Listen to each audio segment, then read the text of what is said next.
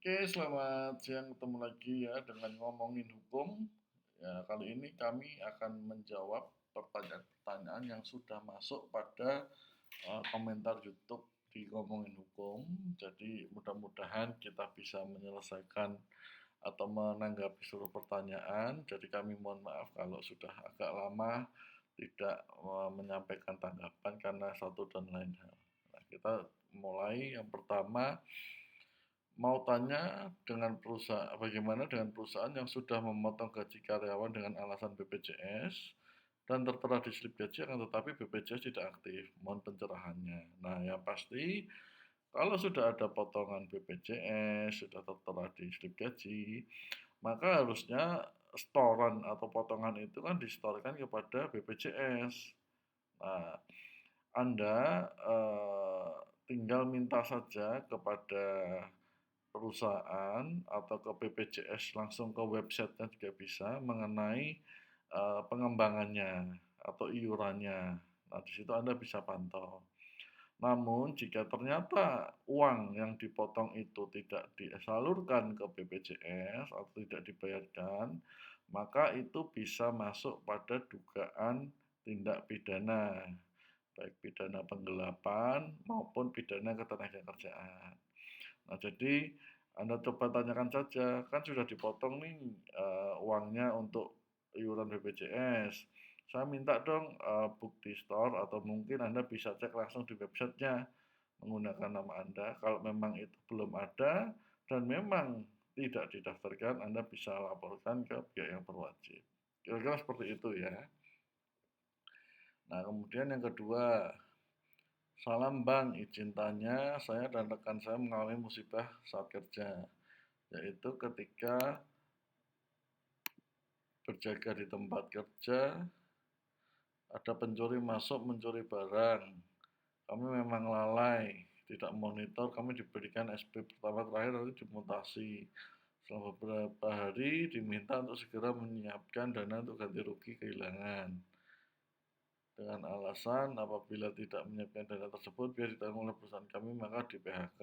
Oke. Padahal kejadian yang sama dialami oleh rekan yang lain tidak diminta ganti rugi secara pribadi, mereka hanya dimutasi. Yang saya ingin tanyakan, apakah kejadian yang kami alami ini konsekuensinya sudah sesuai dengan undang-undang naker atau tidak? Oke. Yang pertama, eh, apakah sesuai atau tidak ini harus dicek dulu. Apa yang dicek adalah dicek di perjanjian kerja bersama maupun di perjanjian kerjanya.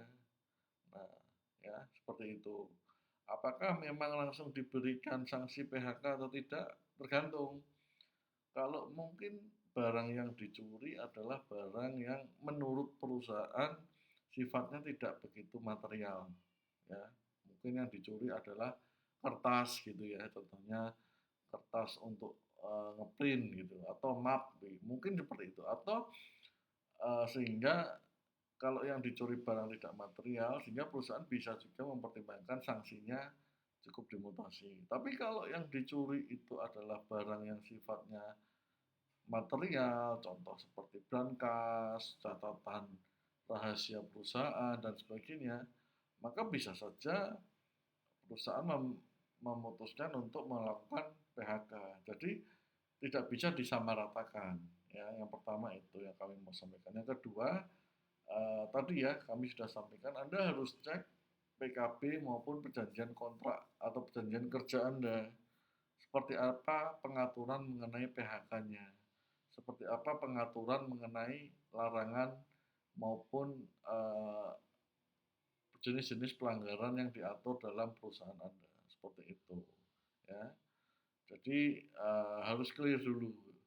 Kemudian yang ketiga, apakah kalau tidak melakukan ganti rugi, maka ganti rugi ditanggung oleh perusahaan kami dan berdua akan di PHK. Nah tadi kembali, kalau ini kembali ke PKB atau peraturan kerjanya. Jadi seperti itu. Saya nggak bisa bilang itu sudah sesuai atau tidak, tapi harus dicek dulu data-datanya. Nah, yang pasti Anda ada kesalahan ya, kelalaian sehingga masuk pencurian. Nah, kemudian pencuriannya tadi saya jelaskan ya, dilihat dulu yang dicuri apa, bagaimana perusahaan menyikapinya dan sebagainya. Karena beda-beda tidak bisa disamakan. Seperti itu, ya. Nah, jika nanti ada hal perkembangan, silahkan Anda sampaikan kembali ke kami untuk kita bahas atau diskusi bersama. Tetapi yang pasti harus dilakukan adalah Anda cek PKB Anda atau cek perjanjian kontrak Anda. Kemudian aktif tanyakan ke HRD Anda, ya. Posisi sebenarnya seperti apa, barang yang dicuri apa dan lain sebagainya. Bagaimana manajemen melihat peristiwa pencurian tersebut, gitu, ya. Saya pikir seperti itu, mudah-mudahan menjawab. Kemudian pertanyaannya PKPO ini kita nggak perlu jawab lah ya. Oke. Bagaimana dengan pekerja outsourcing ya? Kita masuk ke sini ya. Ini terkait dengan sanksi bagi perusahaan yang tidak menerbitkan SK. Nah, outsourcing itu adalah pekerjaan yang dialihkan ke pihak lain ya. Tapi status Anda sebagai pekerja outsourcing itu adalah melekat pada status Anda tempat vendor Anda, artinya bukan di tempat Anda bekerja sekarang. Jadi contoh, Anda adalah pegawai perusahaan A. Anda kemudian perusahaan A tempat Anda bekerja itu mendapatkan kontrak outsourcing dengan perusahaan B, sehingga Anda ditempatkan di perusahaan B sebagai pekerja outsourcing. Nah, statusnya itu adalah Anda harus meminta ke perusahaan A. Jadi perusahaan tempat Anda pertama kali melamar pekerjaan, seperti itu. Terus kalau tidak ada SK pegawai gimana? Anda cek dulu status Anda pegawai tetap atau pegawai tidak tetap, PKWT atau PKWTT. Kalau Anda adalah PKWT, maka harus ada namanya kontrak kerja. Ya. Kalau PKWTT, baru Anda bisa minta SK, seperti itu. Ya, mudah-mudahan menjawab. Selanjutnya terkait kecelakaan lalu lintas. Motor saya dipakai orang lain terus terjadi kecelakaan lalu lintas. Tapi orangnya seperti lepas tangan gitu, Pak. Apa yang bisa saya lakukan? Ya, Anda minta orang yang mengendarai sepeda motor Anda untuk bertanggung jawab, ya. Bertanggung jawab karena bukan Anda yang mengendarai. Nah, tapi yang pasti pastikan Anda itu motornya tidak motor bodong, pajaknya aktif atau tidak ada keterlambatan, eh, lengkap, maksudnya lengkap itu spionnya ada, lampunya ada, berfungsi semua, seperti itu, ya. Nah, kalau yang menabrak karena dipakai orang lain, ya orang lain yang bertanggung jawab, seperti itu, ya. Anda minta orang itu untuk bertanggung jawab, ya. Selanjutnya ya, kerja saya security, kerja jam 5 sore sampai jam 7.30 pagi. Jam 6.20 pagi saya duduk di kursi ketiduran. Ada kepala SDM lewat langsung difoto. Setelah itu saya dipanggil, saya dikasih skorsing tanpa batas. Gimana itu Pak solusinya? Ya solusinya Anda minta maaf lah. Anda security tapi masih jam kerja kok tidur gitu kan. Ya, di mana-mana namanya security, di dalam jam kerjanya nggak boleh tidur, seperti itu. Apalagi tugas Anda adalah sebagai pengaman, yang namanya keamanan, ya nggak boleh tidur meskipun ya banyak alasan, entah Anda kecapean, entah Anda macam-macam lah, tapi yang namanya profesionalitas ya tetap harus ada. Kemudian gimana? Ya Anda datangi HRD Anda, SDM Anda minta maaf dan lain sebagainya lah, seperti itu. Ya, kira-kira seperti itu. Oke, Bang, kalau ibu saya sudah lebih dari 20 tahun, misalnya 23 tahun, kira-kira berapa dan cara hitungnya gimana? Nah, hitungannya ada di PP 35 tahun 2021 ya. Jadi Anda bisa buka saja ya. Di situ ada masa kerjanya, kalau masa kerja sekian dapatnya berapa dan lain sebagainya. Nah, sebelum Anda masuk PP 35, Anda pastikan harus tahu komponen gaji atau upah yang diterima oleh ibu Anda apa saja. Seperti itu ya. Jadi kalau upahnya sudah jelas berapa, tidak berdasarkan lisan tapi berdasarkan slip gaji, berdasarkan rekening tabungan yang jelas masuk, nah maka Anda bisa hitung ya. Kemudian bapak saya punya utang di bank jaminan BPKB. Karena bapak saya tidak sanggup membayar cicilan, akhirnya mobil dijual dan cicilan mobil dipindahkan ke pembeli mobil ini. Dan sudah tanda tangan juga ke bank yang bersangkutan. Selang 10 tahun, bank datang untuk menagih dan dendanya hampir 130 juta. Solusinya gimana? Apakah bapak saya wajib membayarnya, sedangkan kita sudah balik nama untuk peminjamnya? Kenapa bapak saya yang ditagih? Kenapa baru sekarang dengan bunga besar? Pokok utangnya 28 juta. Oke, yang pertama ya, ketika Anda menjual mobil yang menjadi agunan itu, terjadi juga atau tidak peralihan debiturnya. Itu harus dicek juga dulu. Artinya, jualan mobil itu hanya untuk menjual agunan saja, menjual jaminan supaya untuk dilakukan pembayaran, atau sekalian peralihan debitur. Nah, itu Anda harus cek. Nah, ceknya di mana? Ya, di perjanjian kreditnya. Apakah terjadi peralihan debitur atau tidak? Ya. Bisa saja jualnya hanya jual mobil saja, tidak ada peralihan utang. Sehingga debiturnya masih atas nama bapak saudara. Ya, seperti itu. Nah, Anda harus cek. Nggak bisa hanya berdasarkan informasi lisan. Yang namanya utang piutang harus jelas tertulis. Anda datangin banknya, minta perjanjian kreditnya, ceritakan yang Anda tahu, kemudian cari infonya, benar atau tidak ada peralihan utang. Nah, kalau tidak ada peralihan utang, ya jelas yang masih membayar adalah bapak Anda selaku debitur, karena yang terstate di situ adalah bapak Anda selaku debitur. Seperti itu, ya. Jadi harus ada dasarnya, balik nama peminjam itu harus juga ada akta peralihan debitur, seperti itu. Tidak bisa serta-merta kalau jual agunan otomatis debiturnya juga beralih. Nah, itu harus dicek dulu ya. Seperti itu kira-kira. Kemudian kalau seandainya tidak ada akta peralihan utang, berarti kan masih debiturnya bapak Anda. Ya Anda minta saja keringanan. Keringanan untuk denda, keringanan untuk bunga, seperti itu. Ya, kira-kira seperti itu, semoga menjawab. Kemudian, Pak, apakah putusan perdata itu memang bisa jadi alat bukti kalau dipidanakan? Bagaimana kalau ternyata pihak yang menang di perdata juga ada mens rea? Ya, pasti bisa. Putusan perdata itu kalau sudah inkrah kan jelas.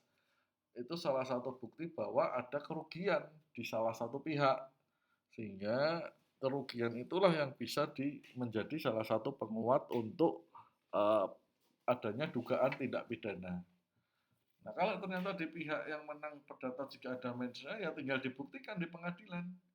Apakah terjadi permasalahan sehingga menyebabkan dugaan tindak pidana itu tidak bisa berdiri sendiri gitu.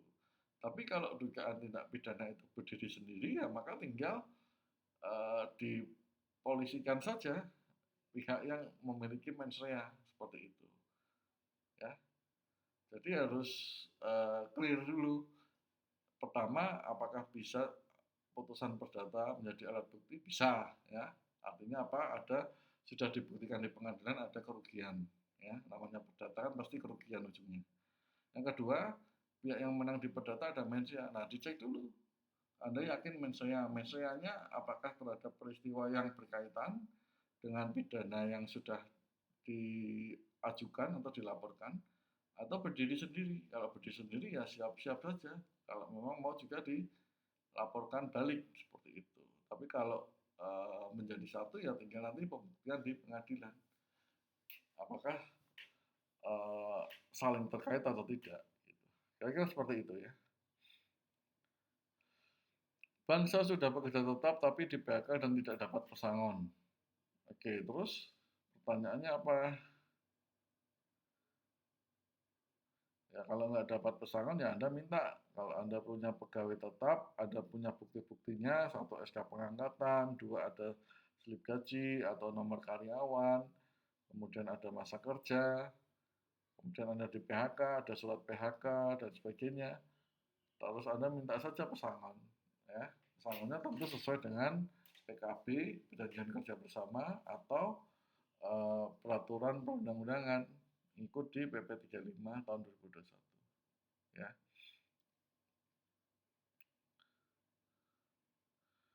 Salah satu perusahaan di pelabuhan mengerjakan karyawan semena-mena, gaji all in tapi jam kerja di luar batas. Karyawan bekerja 12 jam, pagi masuk jam 6, pulang jam 8. Tanpa gaji tambahan atau lembur. Bagaimana cara melaporkannya? Tinggal dilaporkan saja ke Disnaker setempat.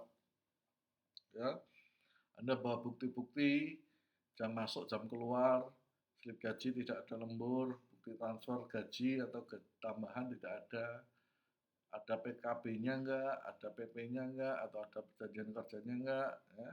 Nah, cuman eh, saran saya sebelum lapor ya Anda harus lengkapi dengan dokumen-dokumen yang mendukung Anda. Jangan hanya lapor asal lapor, bikin surat laporan tapi tidak ada bukti pendukung. Ya, seperti itu. Jadi harus lengkap dulu bukti pendukungnya. Terus ingat, posisi Anda adalah pegawai di situ. Bagaimana Anda juga harus memikirkan bagaimana apakah Anda ke depan itu tetap mampu kerja di situ atau tidak. Karena seringkali kami dapati ketika pegawai melaporkan perusahaannya itu selalu perusahaannya menekan si pegawai yang melaporkan. Tekanannya banyak, bisa dimutasi, bisa diberi sanksi, atau bahkan yang ekstrim bisa di PHK. Ya, seperti itu. Nah, Anda juga harus pikirkan hal itu. Anda timbang-timbang mana yang uh, paling tepat buat Anda. Memang kondisinya saat ini sangat tidak ideal sih. Nah, kecuali kalau di tempat Anda juga ada serikat atau serikat pekerja, Anda bisa minta ke mereka. Seperti itu kira-kira, ya. Mudah-mudahan menjawab. Kalau notaris atau PPAT bersekongkol dengan kades atau mafia tanah untuk mensertifikatkan tanah hak milik orang lain, bisakah dipidana dengan persekongkolan? Ya, dugaan pidananya bisa dilaporkan. Ya, tentu saja. Tentu Anda juga harus punya bukti, ya, nggak cuma hanya persepsi atau prasangka saja. Bukti harus ada, ya, seperti itu. Mau tanya Bang, kalau perusahaannya tidak mengikuti program pensiun dini, bisa nggak kita ajukan pensiun dini? Tidak bisa, ya. Tidak bisa jawabannya. Oke. Saya kan nggak sengaja beli motor leasingan, tapi leasingan orang itu macet dan dijual ke orang lain atau saya. Kira-kira gimana ya Mas? Pihak ketiga ini gimana hukumnya? Ya, Anda balikin saja motornya, minta uangnya kembali. Kan Anda beli itu masalahnya tidak ada BPKB, tidak ada STNK, tidak ada BPKB dan kondisi macet. Kecuali ya Anda melunasi motor itu atau Anda menyelesaikan utang dari motor itu, ya silakan. Kalau Anda mau lunasi, Anda bayar utang-utangnya sampai lunas, nggak ada isu, nggak ada masalah, ya. Sepanjang pihak leasingnya diberitahu, ya seperti itu. Tapi kalau Anda cuma beli, tapi Anda nggak lunasi dan lain sebagainya, nah itu jadi masalah. Saran saya kalau yang seperti itu Anda kembalikan saja ke orang yang jual. Anda minta uang Anda kembali. Seperti itu ya. Jadi di sini itu artinya ketika suatu motor itu diperoleh dari cara leasing, yang menjualnya harus sepengetahuan dan sepersetujuan leasing itu. Gitu. Kalau tidak sepengetahuan dan tidak sepersetujuan, ya itu namanya bisa masuk dugaan tindak pidana penggelapan. Gitu. Ya. Kemudian yang terakhir ini ya, saya sudah ajukan resign dalam keterangan harus one month notice. Oke. Saya sudah jalankan one month notice hingga selesai. One month ya. Jadi 1 bulan pemberitahuan bukan mau notice ya. Pertanyaannya dari tanggal saya habis masa one month notice hingga saat ini sudah 10 hari belum dibayarkan. apa yang harus saya laporkan atau yang belum dibayarkan apa? Saya nggak ngerti, ya. Kalau Anda mau resign, nunggu 1 bulan, memang aturannya gitu, ya kalau udah selesai ya Anda keluar. Kalau belum dibayarkan, saya nggak tahu yang dibayarkan apa, apakah gaji bulan itu, atau lembur bulan itu, atau hak-hak lain, saya nggak ngerti. Nah kalau ini kan tinggal Anda koordinasi sama HRD-nya saja, dan sudah 10 hari, saya pikir harusnya ditanyakan, ngapain harus menunggu 14 hari? Ketika Anda sudah selesai 1 bulan menunggu, ya Anda tanyakan hak-haknya, kapan dibayarkan, berapa besaran, haknya apa saja, seperti itu ya kira-kira. Jadi nggak perlu nunggu 14 hari. Baik, sepertinya sudah selesai semua yang ditanya. Mudah-mudahan apa yang tadi kami sampaikan dan kami tanggapi bisa bermanfaat dan membantu. Jika Anda ingin bertanya lanjutan, silahkan saja komentar di kolom komentar. Saya undur diri. Assalamualaikum warahmatullahi wabarakatuh.